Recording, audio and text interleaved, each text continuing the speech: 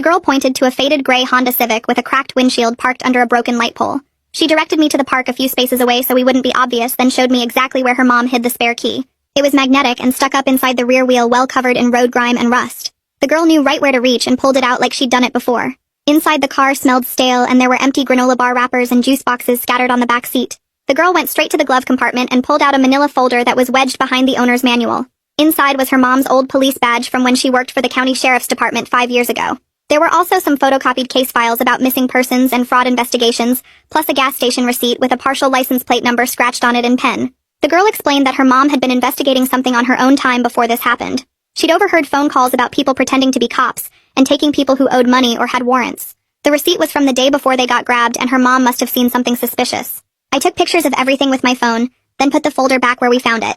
We locked the car and put the key back in its hiding spot in case we needed it again. Back in my car, I finally accepted that we needed real police help, despite the risks of my husband having connections. I dialed 911, and when the operator answered, I tried to keep my voice calm while explaining that I had a child whose mother had been kidnapped 3 days ago. The operator asked a bunch of questions about where we were and if we were safe right now. She told us to come straight to the main precinct downtown and said she'd notify the desk sergeant we were coming. The drive took 20 minutes and the girl stayed quiet the whole time, just staring out the window. The police station was an old brick building with narrow windows and metal detectors at the entrance. Inside smelled like coffee and floor wax, and there were people sitting on benches looking tired and frustrated. I told the desk officer why we were there, and he made a call, then directed us to a conference room down the hall. A woman in a suit came in and introduced herself as someone who worked with child victims. She took the girl to another room to talk privately while a detective came to get my statement. I explained everything about finding the girl at the mall and what she'd told me about the fake cop who took her mom. I described seeing a suspicious man but didn't mention yet that it was my husband, because I needed to think about how to handle that. The detective took notes and said they'd pull the mall security footage to identify the suspect, while the girl worked with the specialist to provide more details.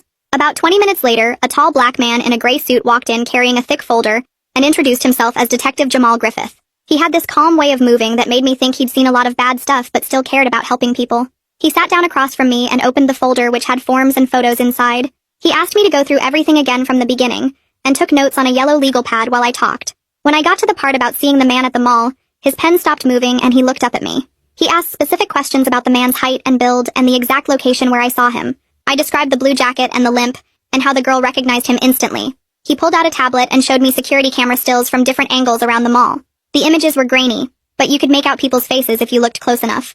He had me point out where we were sitting and which direction the man was facing. While we were going through the photos, a woman in a blazer knocked and came in saying she was from Child Protective Services. She started talking about emergency foster placement for the girl, and paperwork that needed to be filed immediately. I felt my stomach drop thinking about the girl being sent to strangers after everything she'd been through. I told the CPS, Click the link in my bio to get the full story for free.